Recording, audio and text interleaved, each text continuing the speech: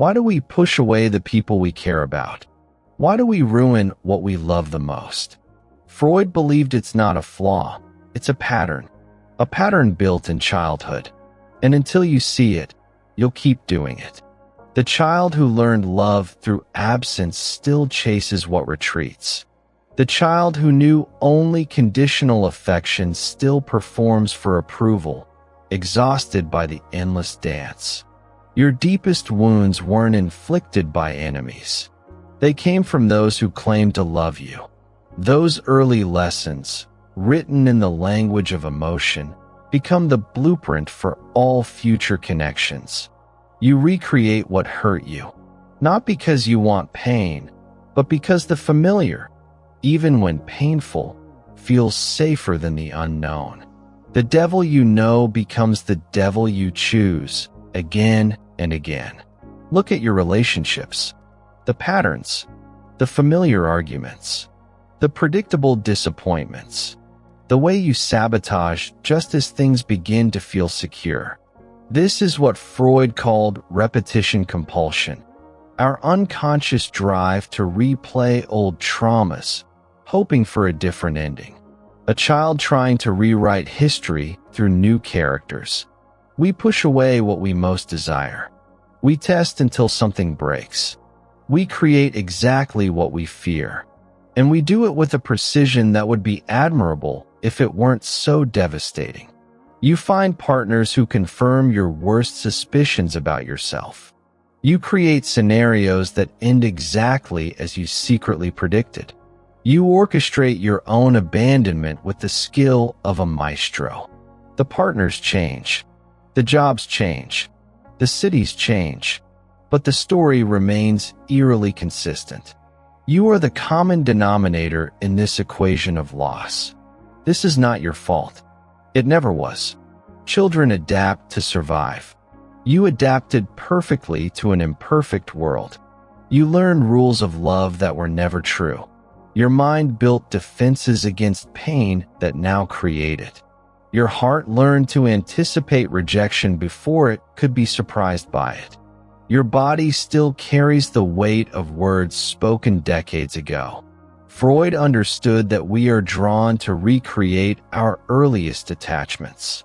If love was chaotic, you seek chaos. If affection came with control, you find controllers or become one yourself. Otto Rank, Freud's protege, saw deeper still. He recognized our paradoxical fear of life itself, of full existence, of becoming whole. We sabotage to remain familiar to ourselves. We fear success more than failure. We fear joy more than pain. We fear connection more than loneliness. Because to have something is to risk losing it. And you've lost enough already. The child in you decided, never again. Better to control the ending than be surprised by it. Better to be the one who leaves. This is the cruel irony of the human heart. We destroy what we love most because loving feels like falling, and you've learned that falling ends in pain. You withhold. You create tests. You find flaws. You manufacture distance. You interpret neutral actions as personal rejections. You become what you swore you'd never be.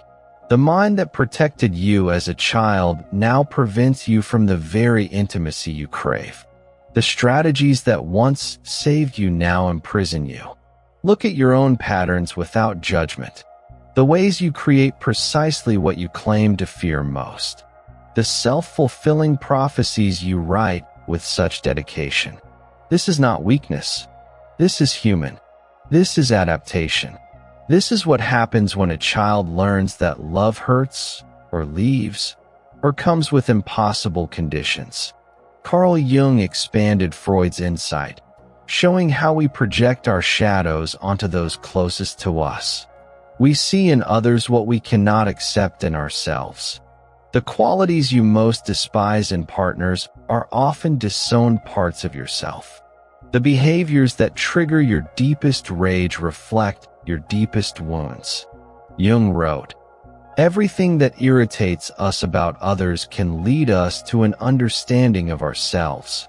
Your reactions are maps to your unhealed places. Notice when your response exceeds the situation. When minor disappointments feel like devastating betrayals. When small disagreements spiral into existential threats. These are echoes from the past. The parent who withheld affection taught you that love is scarce. The caretaker who was inconsistent taught you that people cannot be trusted. The childhood where your needs came last taught you unworthiness. Your nervous system learned these lessons at a cellular level. Your body still responds as if those early dangers are present. Your heart still protects against injuries long since healed. This is the first step toward change, recognizing that you're fighting ghosts, that the past and present have merged in your unconscious mind, that you're defending against threats that no longer exist. French philosopher Jean-Paul Sartre spoke of bad faith, the self-deception we practice to avoid responsibility for our choices. We pretend we have no choice when we do. You have choices now that you didn't have then. You can see patterns that were once invisible. You can interrupt cycles that once seemed inevitable. The path forward begins with compassion for the child who had no choice but to adapt, who learned these lessons to survive, who built these defenses when there was no other protection.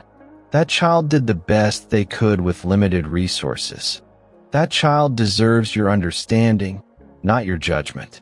That child is still part of you, but you are no longer just that child. You have awareness now. You have resources now. You have the capacity to see what once was hidden. Psychoanalyst Donald Winnicott spoke of the true self that emerges when we feel safe enough to be authentic, when we no longer need to perform or please to be worthy of love. Your true self lies beneath these adaptive patterns, waiting, patient, whole. It does not need to destroy what it loves because it is not operating from fear. The journey toward this self requires courage. The courage to feel old pain without running. The courage to trust when every instinct screams for distance. The courage to stay present when the past calls. It requires you to recognize the moment when old patterns activate. That split second between trigger and response where freedom becomes possible, where choice emerges from compulsion. Notice the physical sensations that accompany emotional triggers. The tightening chest, the shallow breath, the racing thoughts, the sudden certainty that you're being abandoned or controlled. These bodily responses are messengers from the past. They tell you where you've been, not where you are. They are memories, not prophecies. In that moment of awareness, you create space. A pause between stimulus and reaction. A breath where new possibilities can enter. A choice that wasn't available before. Spiritual teacher Eckhart Tolle calls this the power of now. The liberation that comes from fully inhabiting the present moment rather than projecting past pain onto it. The present rarely contains the danger your body perceives. Your partner's silence may not be rejection. Their need for space may not be abandonment. Their frustration may not be the end. This is the great unburdening, to see reality clearly, without the distortions of old wounds. To respond to what is actually happening rather than what you fear might happen. You begin to untangle present from past, to distinguish between real threats and remembered ones, to see people as they are, not as characters in your unresolved trauma. The urge to destroy what you love loses its grip when you recognize its source, when you can name the fear beneath the behavior, when you can comfort the child within who still believes love means pain. Ancient Stoic philosopher Epictetus taught that we suffer not from events themselves, but from our judgments about them. Our interpretations create our experience more than reality itself. Your judgments about relationships were formed before you had words, before you could question what you were taught, before you could separate truth from circumstance. Those early lessons became the invisible architecture of your emotional life, the unwritten rules that govern how close you allow others to come, how vulnerable you permit yourself to be. But what if those rules were never true? What if they were simply the best understanding a child could form from limited experience? What if love doesn't have to hurt to be real? Buddhist teacher Pema Chodron speaks of Shinpa, the hook that catches us and triggers our habitual reactions. The moment we get caught in old stories and perpetuate old patterns. You can learn to recognize your hooks, the precise words, tones, or situations that send you spinning into protection mode. The moments when the present disappears and the past takes over. In that recognition lies freedom. Not immediate, not complete, but growing with each conscious choice not to follow the old script. With each moment you choose presence over pattern. If this resonates with you, you're already awakening to your patterns. You're beginning to see the invisible forces that have shaped your relationships. This awareness itself is transformative. Relationships become laboratories for healing when approached consciously. Each trigger becomes an opportunity to respond differently. Each conflict contains the seed of deeper understanding. Your partner's actions that most disturb you often reflect the ways you were wounded earliest. Their behaviors that seem designed to hurt you mirror how you learned love could hurt. This is not to excuse genuine mistreatment. Some relationships genuinely need to end. But even then, without awareness, you'll recreate the same dynamics with new people. The work happens within you, in the quiet moments of self-reflection, in the courageous choice to feel old pain without acting from it, in the willingness to be vulnerable when every instinct screams for walls. What happens when you stop destroying what you love? When you interrupt the cycles of sabotage and fear? When you allow yourself to receive what you've always claimed to want? At first, it feels like falling. Like removing armor you've worn so long you forgot it wasn't your skin. There's terror in this new vulnerability, this unfamiliar openness. Your nervous system protests. Danger signals fire without real threat. The child within panics at this unfamiliar territory where love doesn't hurt, where connection doesn't require performance. Others may react with confusion to your changing patterns. Those accustomed to your walls may feel threatened by your authenticity. Those who knew how to navigate your defenses may feel lost. Some relationships won't survive your healing. Some dynamics exist precisely because of your wounds. Some connections depend on your willingness to reenact old traumas. This, too, is part of growth. Recognizing which relationships nourish your wholeness and which require your brokenness. Which connections reflect your past and which support your becoming. As you practice staying present with discomfort without reacting, a new capacity emerges. The ability to feel without fleeing.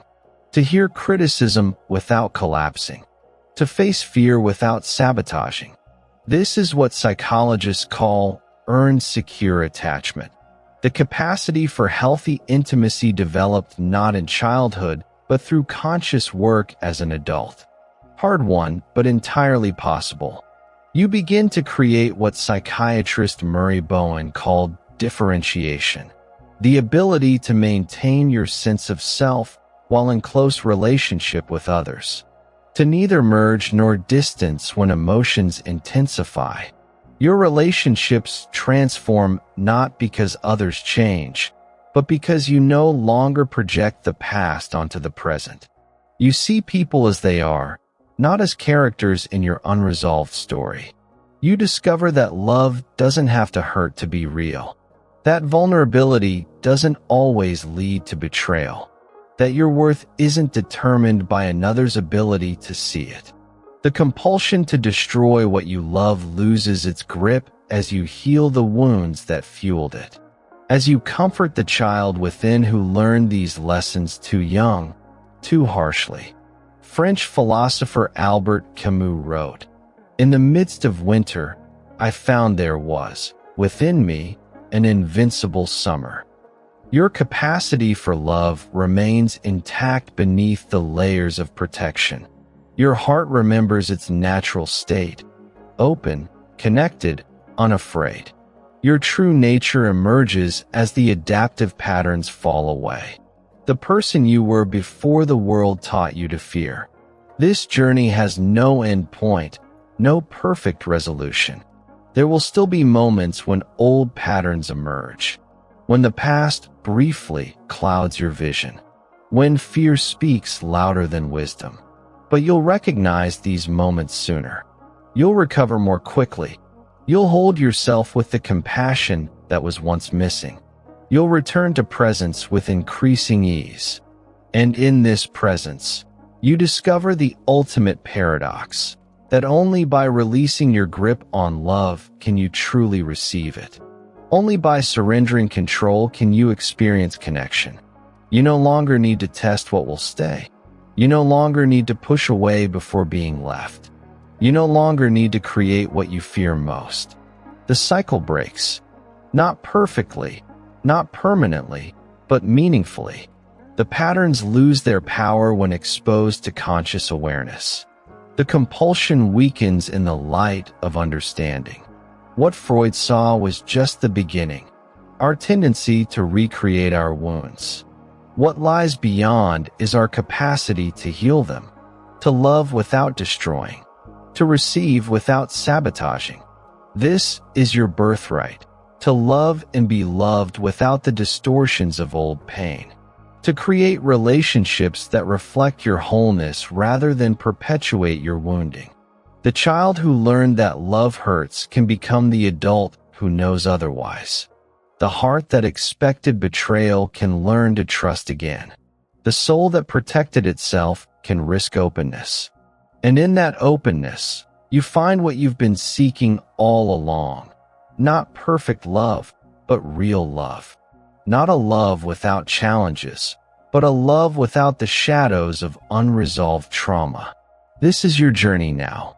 To see clearly, to feel fully, to love authentically, to break the cycle of destruction not through perfect control, but through perfect presence.